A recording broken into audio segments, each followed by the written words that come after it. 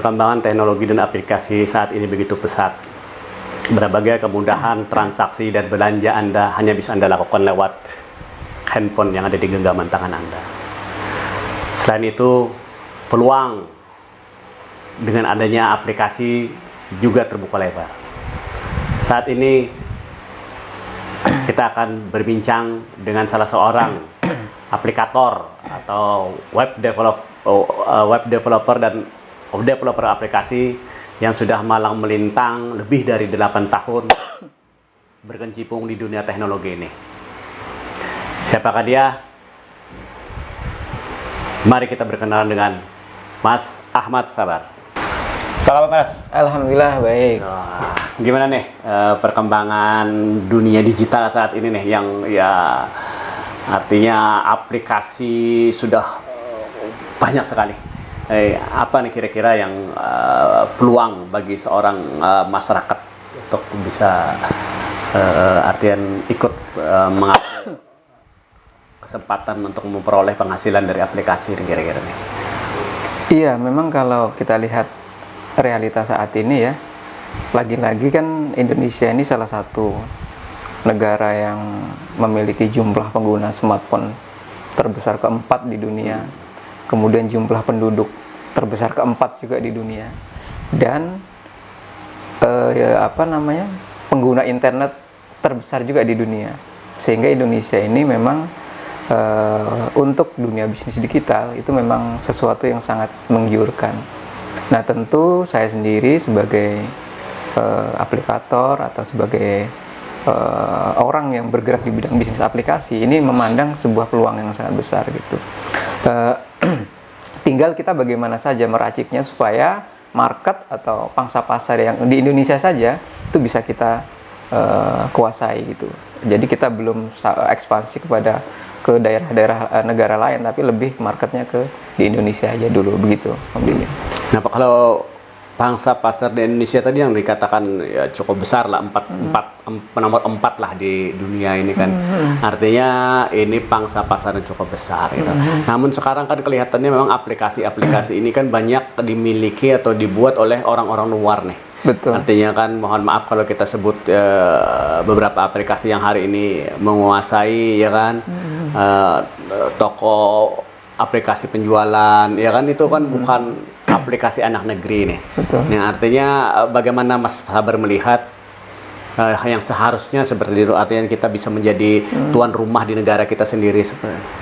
Iya, memang tugas kita sebagai anak bangsa ya, atau kita sebagai anak dalam negeri, memang saat ini dihadapkan dengan sesuatu yang memang sangat menantang gitu. Bukan berat tapi menantang. Karena kita sebetulnya di resources di kita ini sudah terpenuhi ya. Banyak kawan-kawan di dunia programmer di Indonesia itu sudah luar biasa. Kemudian yang kedua, marketnya sudah ada. Yang ketiga juga untuk financialnya atau modal-modal besar sebenarnya di Indonesia juga tercover gitu kan. Nah, memang tinggal kita sebagai kreator atau sebagai orang yang berbisnis aplikasi yang mencetuskan ide dan gagasan itu, gimana kita mengambil market yang itu market itu bisa langsung mendapatkan dari masyarakat, artinya masyarakat menerima gitu kan. Tentu kembali lagi kepada strategi ya, strategi gimana customer itu bisa loyal terhadap aplikasi kita. Nah, itu yang insya Allah di aplikasi User X nanti ada gitu. Gini Mas, jadi kan Mas ini kan sudah berpengalaman membuat puluhan aplikasi ya kan. Nah, sementara ini kan orang masih banyak berpikir bahwa ketika membuat sebuah aplikasi itu perlu modal yang cukup besar katanya gitu kan. Apakah benar seperti itu atau gimana? Sebetulnya bisa dikatakan benar, bisa juga tidak ya. Karena begini, aplikasi yang memenuhi standar itu biasanya memang aplikasi yang diperlukan kalau di dalam dunia kami itu ada namanya infrastruktur ya.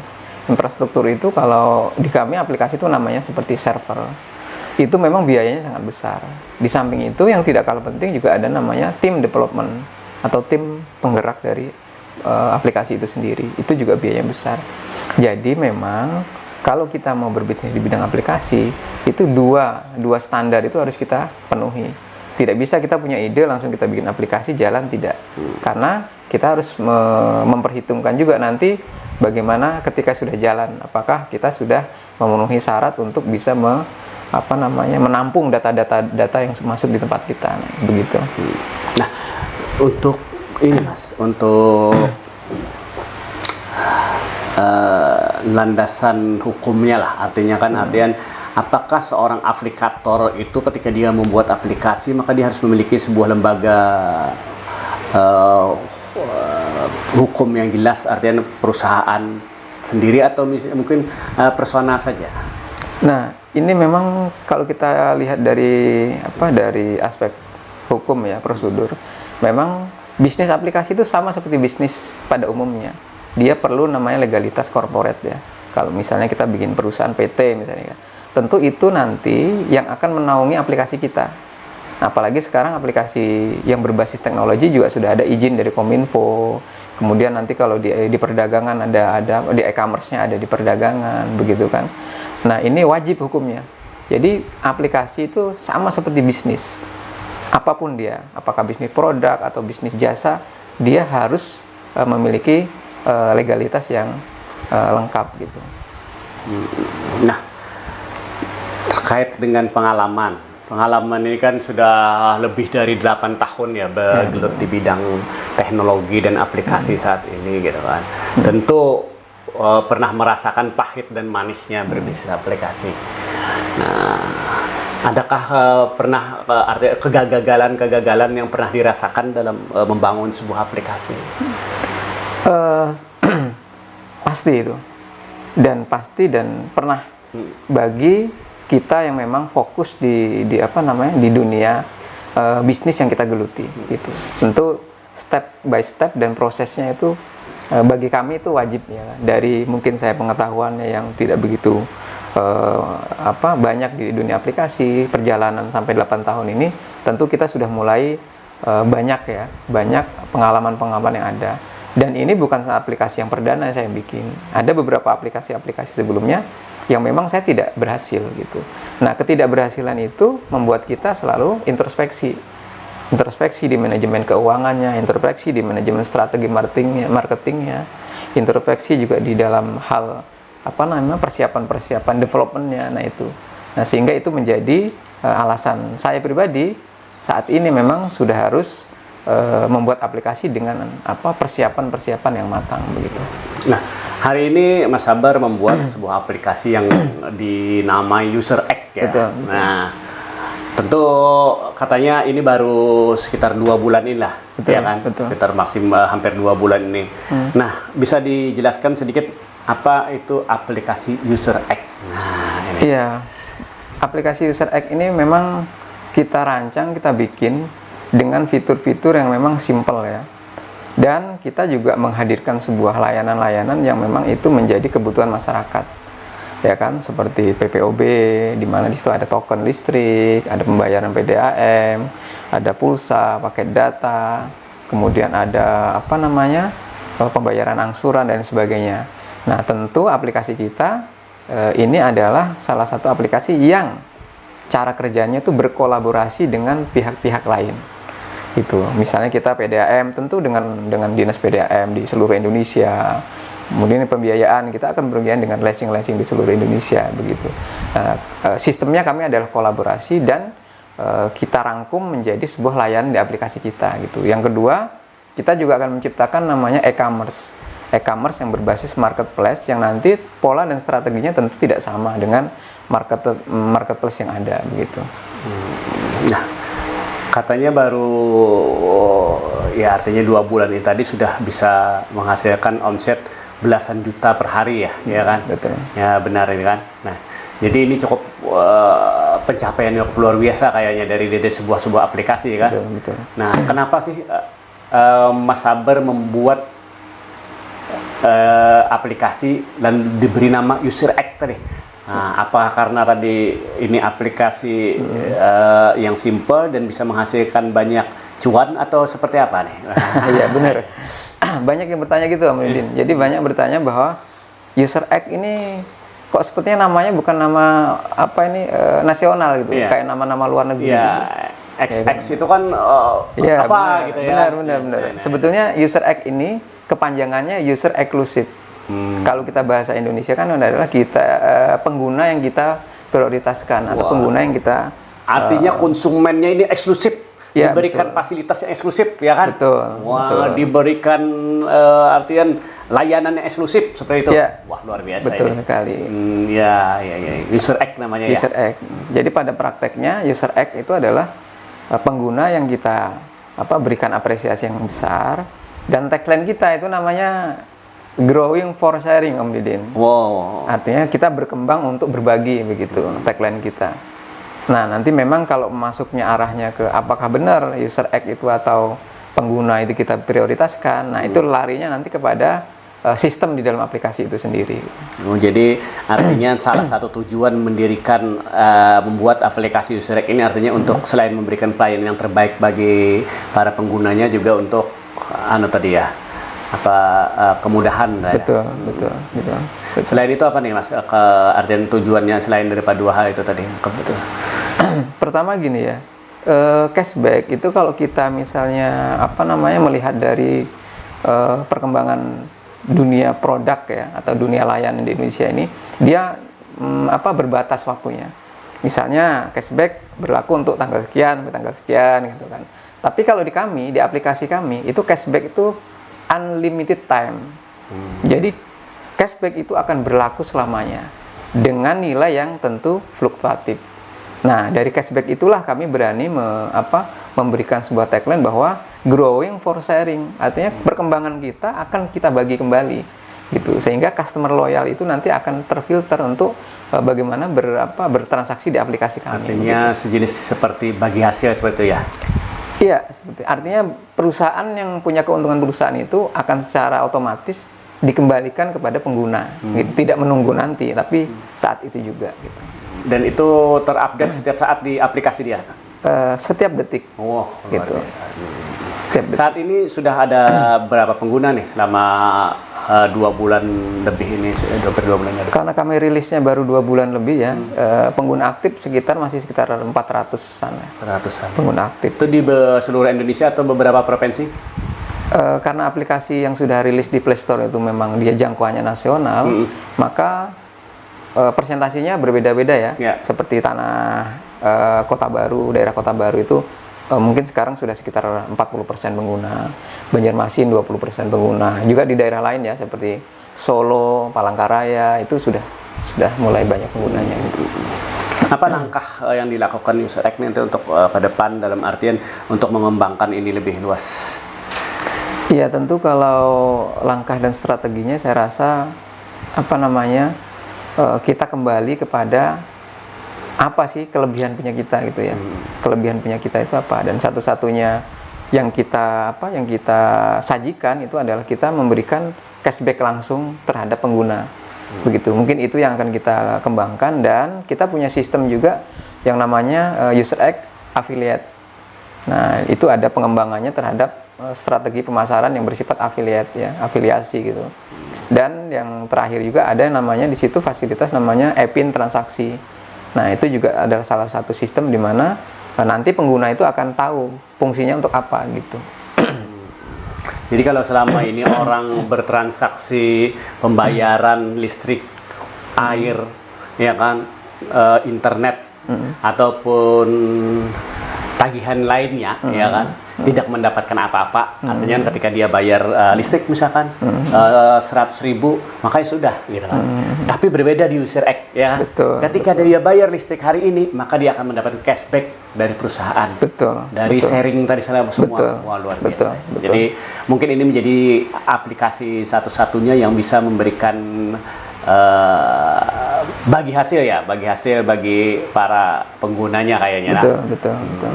Nah, selain daripada itu apa nih kira-kira tadi kan Mas Sabar ada bilang ada sistem afiliasi ya. Nah, artinya kan sistem afiliasi ini artinya memberi selain daripada sharing tadi, maka pengguna juga akan mendapatkan keuntungan lain ternyata di aplikasi ini. Apa kira-kira nih? Gambaran seperti apa nih, Mas? Ya, jadi gambaran afiliasi ini kembali lagi pada visi misi kami ya.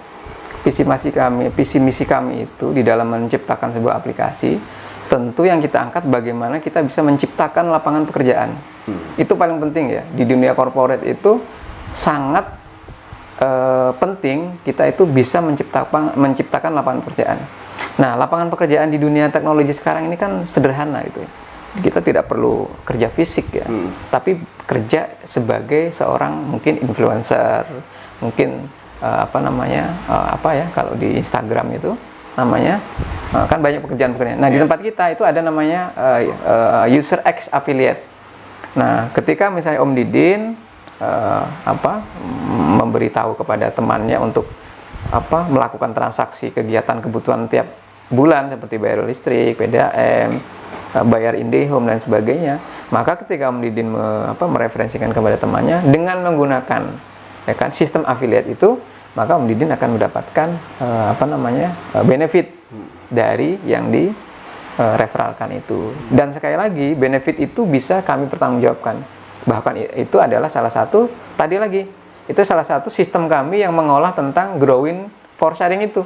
Artinya keuntungan perusahaan terbagi menjadi dua. Kita berikan kepada customer yang menggunakan, dengan kita berikan juga customer yang mereferensikan begitu. Mas Sabaru kan tadi bilang bahwa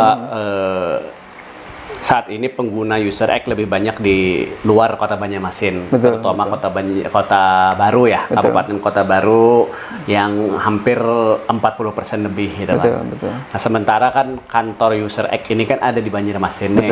Betul. Nah, kenapa penggunanya lebih besar di Kota Baru? Tadi ada juga di Palangkaraya, ada di berbagai kabupaten, ada di Solo juga kan gitu. Nah, di Banjarmasin kan artinya hanya mencakup sekitar hampir 20% gitu. Sementara di Banjarmasin kan kantornya user X. Nah, seperti apa nih? Kenapa bisa seperti itu? Iya Om Didin, jadi dunia teknologi itu kadang-kadang unpredictable ya. Artinya ketika kita belum punya strategi secara offline untuk pemetaan daerah, maka dia ketika di online akan liar. Di mana peran serta afiliator ya kan, atau orang mengafiliatkan sistem kita. Nah, di situ dia yang bergerak. Nah, saat ini memang kemarin dari sistem affiliate kita yang banyak bergerak di wilayah Kota Baru. Yang lebih aktif di sana. Betul. Karena ini pergerakannya online ya, bukan pergerakan offline. Kalau offline kita bisa petakan. Misalnya Banjarmasin kita bikin acara seperti ini, tentu itu akan punya pencapaian yang berbeda.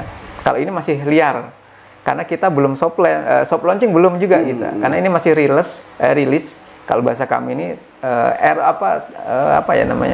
trial and error dulu ya, kita gitu. Pasarnya masih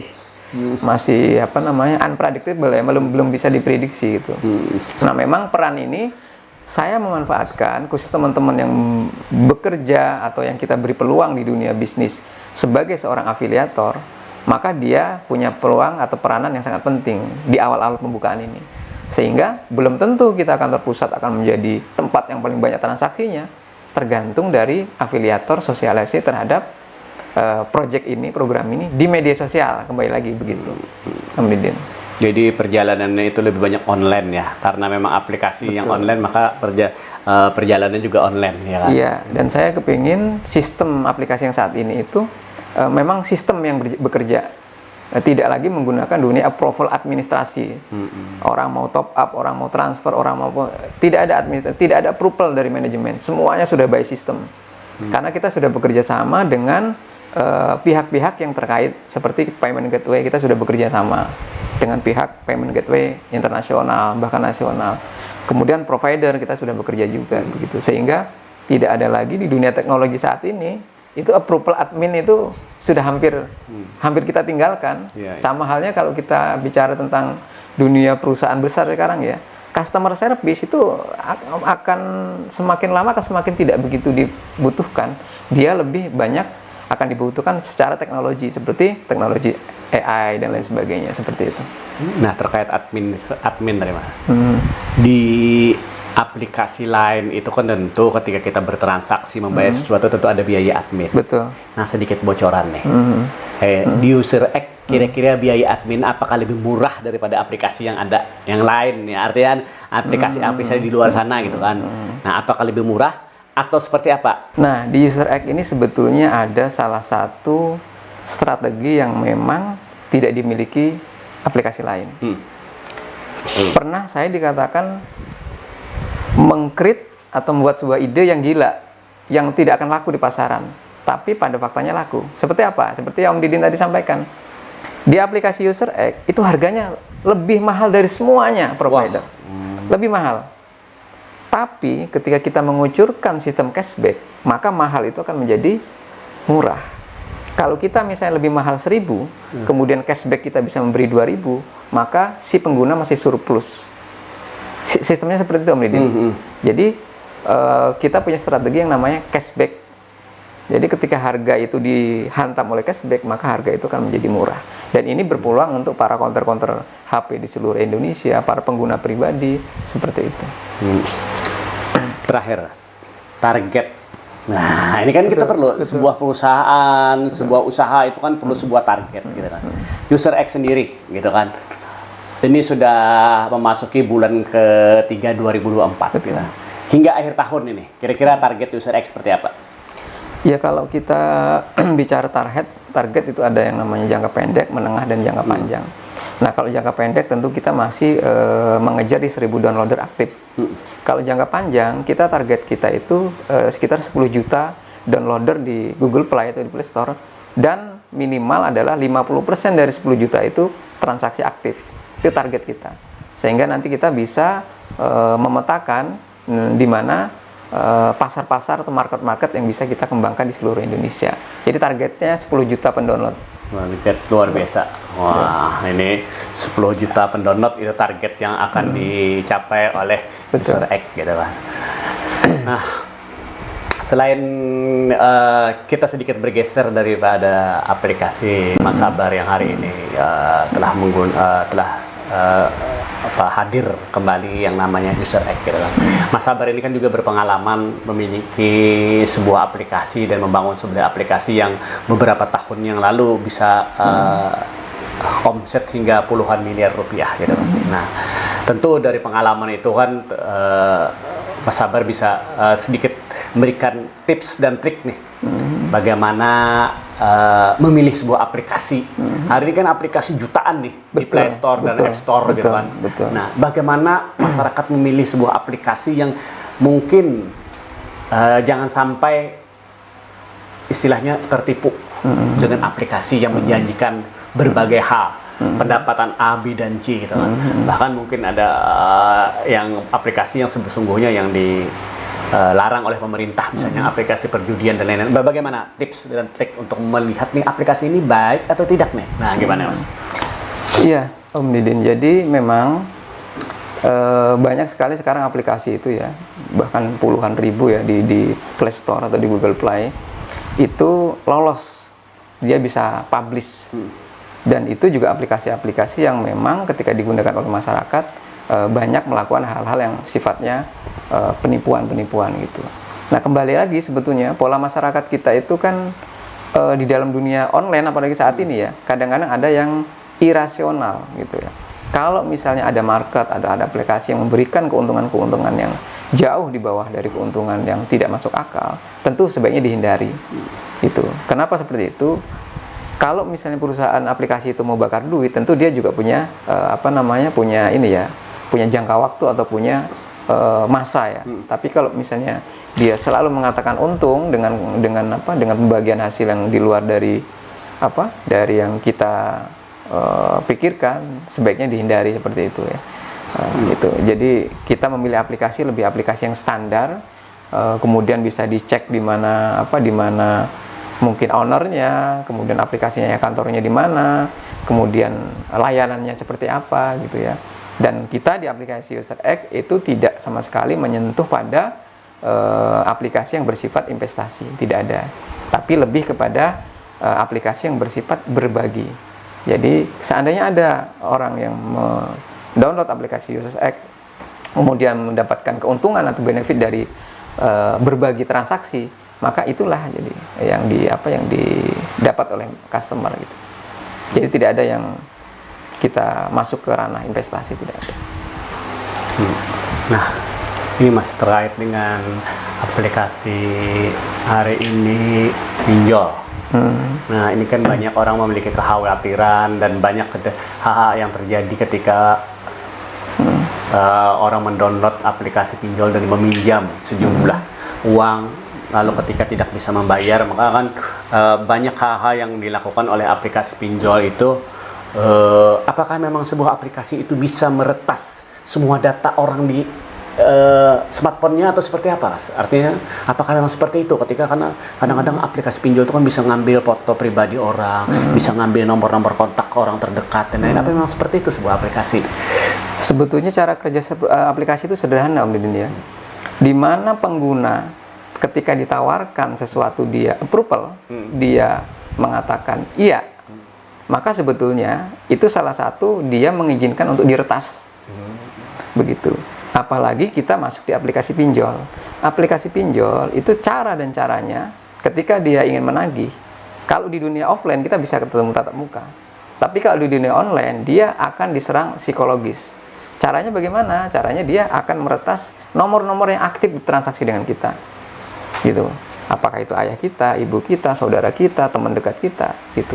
Sehingga sebetulnya gampang kalau kita mau menghindari smartphone kita agar tidak diretas, jangan approve, jangan kita mengiyakan terhadap penawaran-penawaran yang bersifat database. Misal, bolehkah kontak Anda kami ini? Kita jangan yes, kalau kita yes ya berarti selesai urusan. Jangan disalahkan aplikasinya, tapi salahkan dulu atau kita lebih introspeksi pada kita dulu. Penggunanya itu kalau tidak dia memberikan akses itu, mereka juga tidak bisa. Itu cara kerjanya sesimpel itu sebetulnya. Berarti termasuk ini ya Mas, berarti kadang-kadang ada kiriman-kiriman sekarang yang lagi rame undangan atau apa di grup-grup WhatsApp, grup Telegram, yang ketika kita klik maka katanya bisa handphone kita bisa hang, handphone kita bisa diretas. Mungkin itu juga termasuk. Di antaranya itu juga. Sekarang banyak pola dan cara-cara yang memang dibuat untuk kita sebagai pengguna itu tidak menyadari itu. Padahal kita sekali klik itu membahayakan database yang ada di dalam aplikasi kita. Oleh karena itu, kita sebagai pengguna aplikasi yang lebih berhati-hati, kita seleksi dulu ketika ada penawaran atau ada notifikasi untuk memberikan akses kepada pihak luar, maka kita jangan dulu. Artinya saat ini ketika kita selancar di dunia internet ya, ya baik itu menggunakan aplikasi ataupun hanya melihat-lihat di website, artinya kita harus lebih selektif, ya kan? Betul. Kita harus lebih smart, nah yang memang kita butuhkan untuk kita download atau Betul. tidak, seperti itu ya kan? Betul. Terima kasih Mas atas sharingnya hari ini. Sama-sama. Atas berbagi pengalamannya. Semoga User X, aplikasi yang walaupun baru 2 bulan ini sudah bisa menghasilkan omset belasan juta, bisa lebih berkembang lagi, bisa lebih maju lagi ke depan, dan para aplikator, developer yang ada di Indonesia juga bisa lebih menciptakan sebuah karya-karya yang luar biasa seperti yang diciptakan Mas Sabar. Oke Mas, terima kasih. Terima kasih. Salam sukses untuk Mas Sabar. Sukses Om Didin.